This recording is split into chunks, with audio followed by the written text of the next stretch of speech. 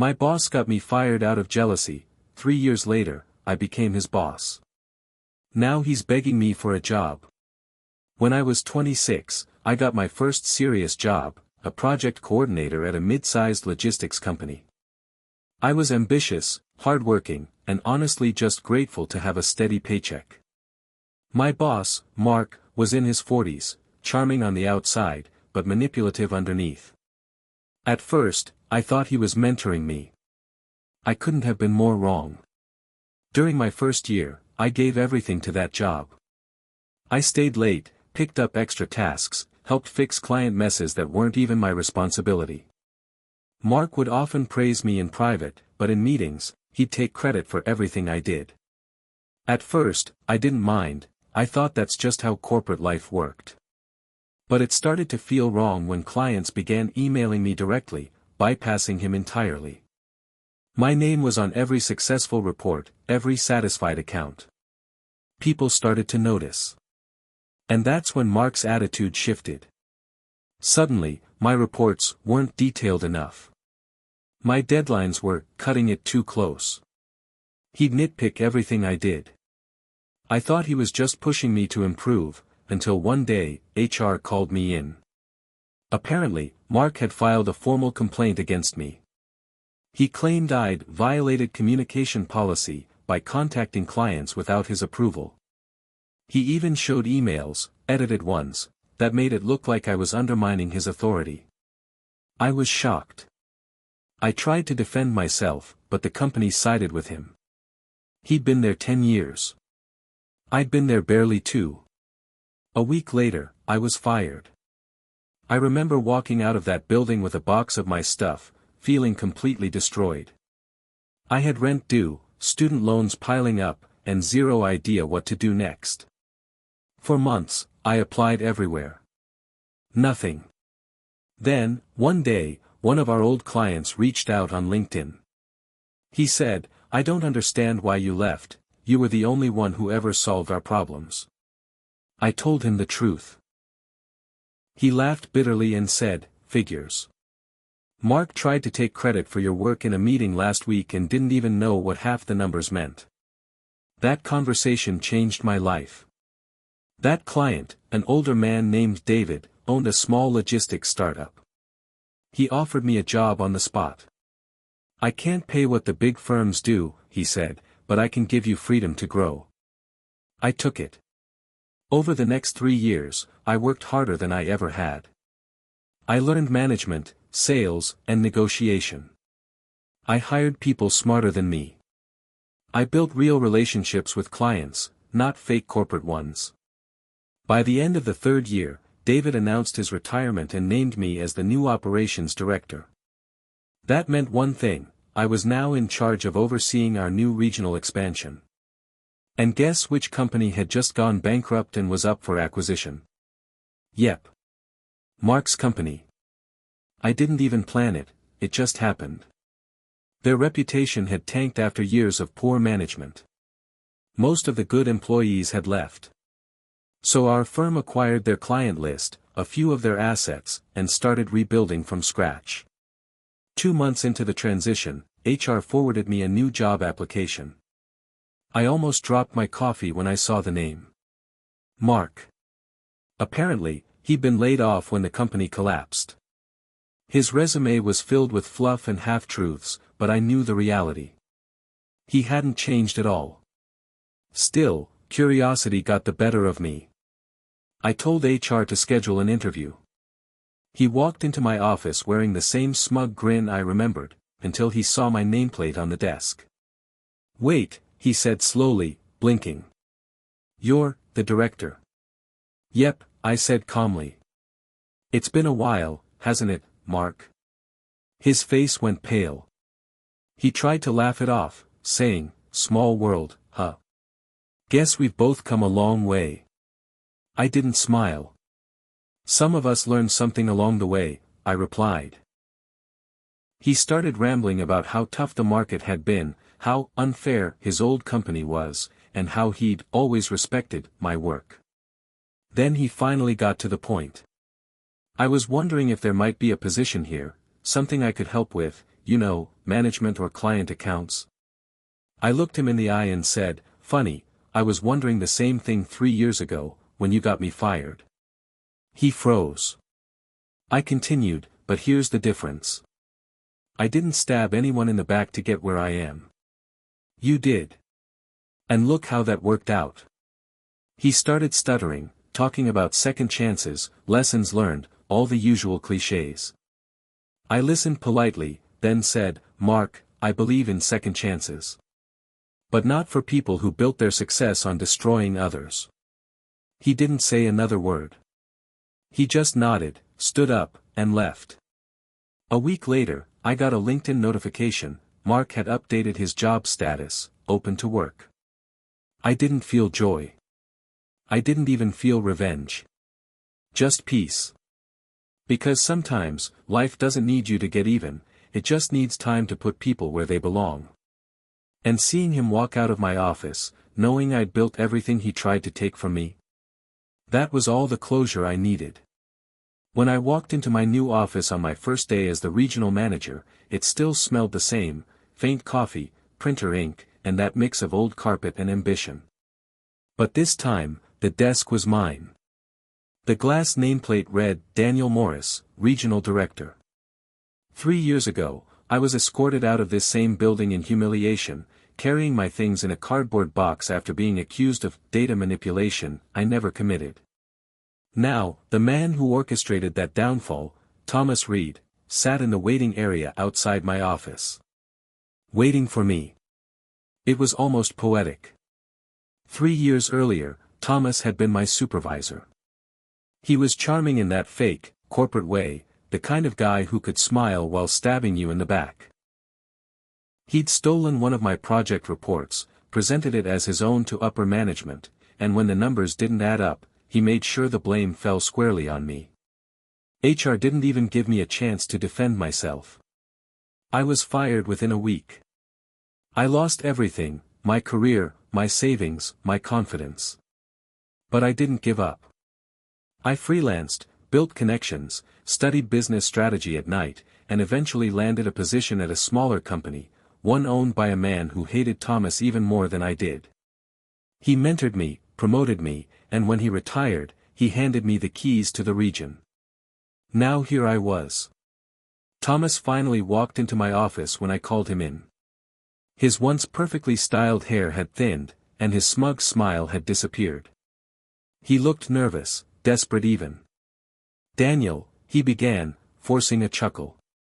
"Long time no see, huh?" 3 years, I said coldly. "Last time we saw each other, you were handing me a termination notice." He cleared his throat. "Yeah, about that. Look, we both know how corporate politics were back then. I didn't have much choice. I was under pressure too." "Funny," I replied, leaning back in my chair. "Because I seem to remember you celebrating my firing over drinks." He looked down, ashamed. "Or maybe just pretending. I'm not proud of how things went down. But I'm here to ask for a second chance. I've been out of work for a while. No one's hiring. I've got a family, a mortgage. Please, Dan." Hearing him call me Dan again almost made me laugh. For a moment, I wanted to throw him out without another word. But instead, I decided to test him. "I do have an opening," I said. "Entry-level analyst. Starting pay is, well, not great." His face twisted. "Entry-level? Daniel, come on, I was your boss." "Exactly," I said with a smirk. "And you were good at taking credit for other people's work. You might fit right in with the interns." He glared at me, then his expression softened again. "Please. I'll prove myself. I'll do whatever it takes." So I hired him. Not out of mercy, but because I wanted to see if he'd changed. Within the first week, Thomas struggled. He couldn't adapt to the new systems, couldn't take direction from younger staff, and worst of all, he kept trying to act like he was still the boss. One afternoon, a team member came into my office and said, "Hey, your new analyst is telling people to report to him instead of you. Should we? I nodded. Don't worry. I'll handle it. I called Thomas in again. Thomas, I said. Do you remember how you once told me that I wasn't management material? He looked uneasy. Yeah, well, I might have said that. Turns out I'm good enough to manage you. He stayed silent. Then I continued, I gave you a chance, but it's clear this isn't working. I need people who can follow directions, not rewrite them. You're dismissed, again. The look on his face was priceless. He muttered something under his breath, but I didn't care. I'd waited 3 years for this moment, not for revenge, but for closure. As he packed up his things and walked out of my office, I didn't gloat or smile.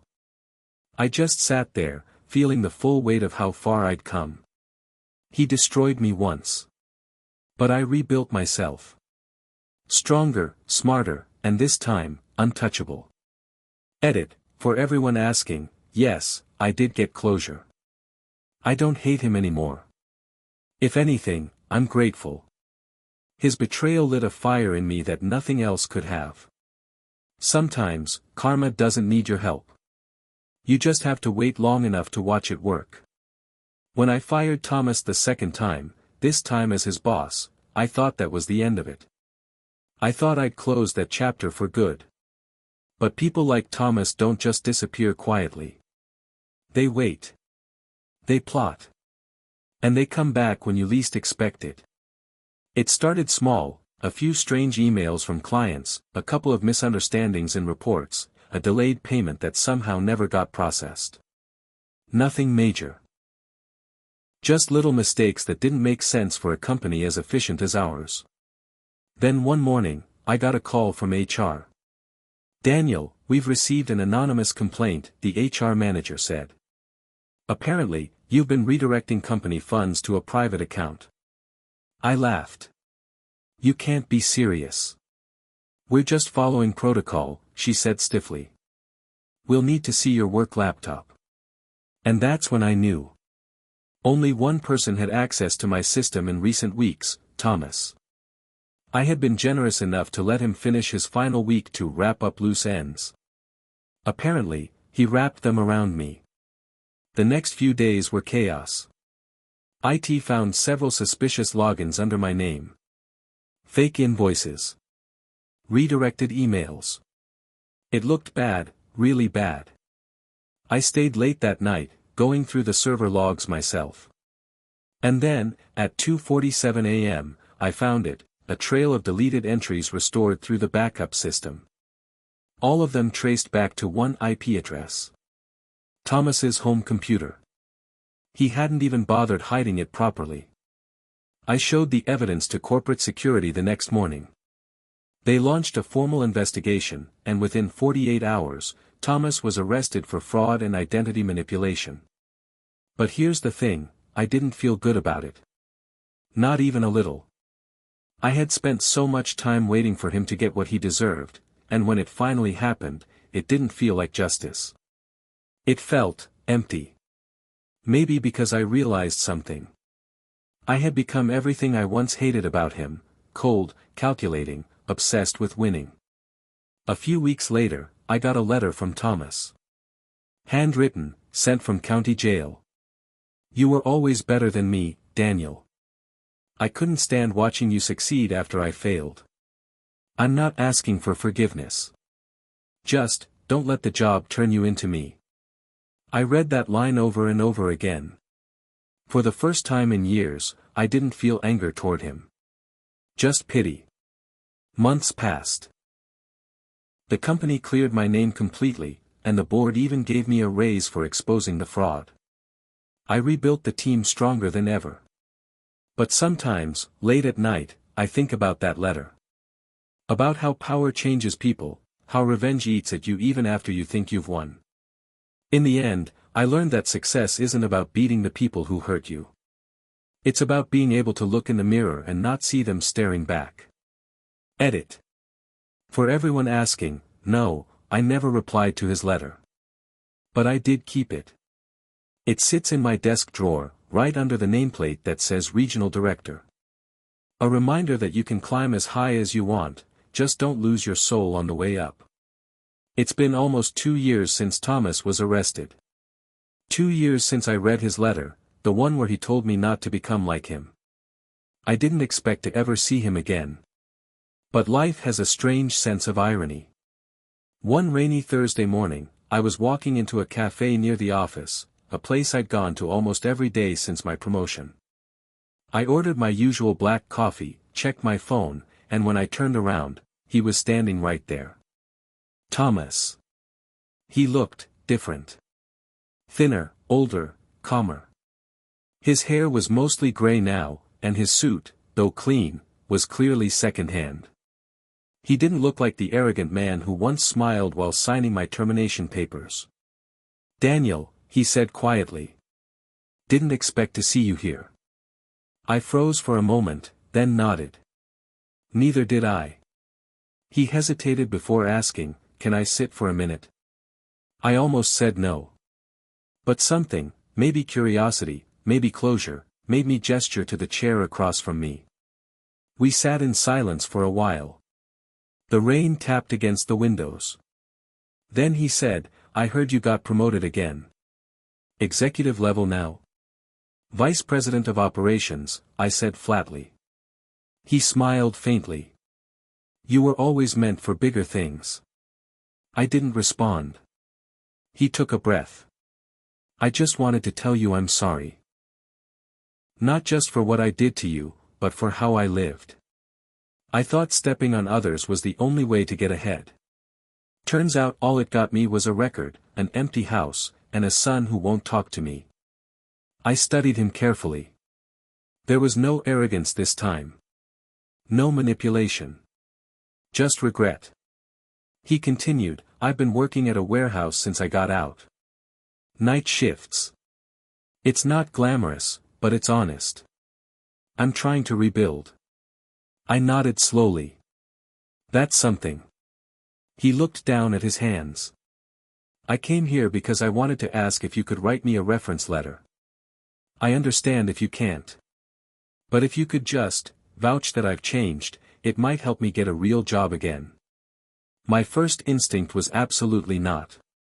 This man tried to destroy my life twice. He framed me, humiliated me, almost ruined my career. But then I remembered that letter from prison. And I remembered what he wrote. "Don't let the job turn you into me." So I did something that surprised even me. I said, "I'll think about it. I can't promise anything, but I'll think about it." He looked stunned. "You'd even consider it?" "I'm not doing it for you," I said. "I'm doing it because I don't want to live in the past anymore." He nodded slowly, eyes glistening. "That's fair."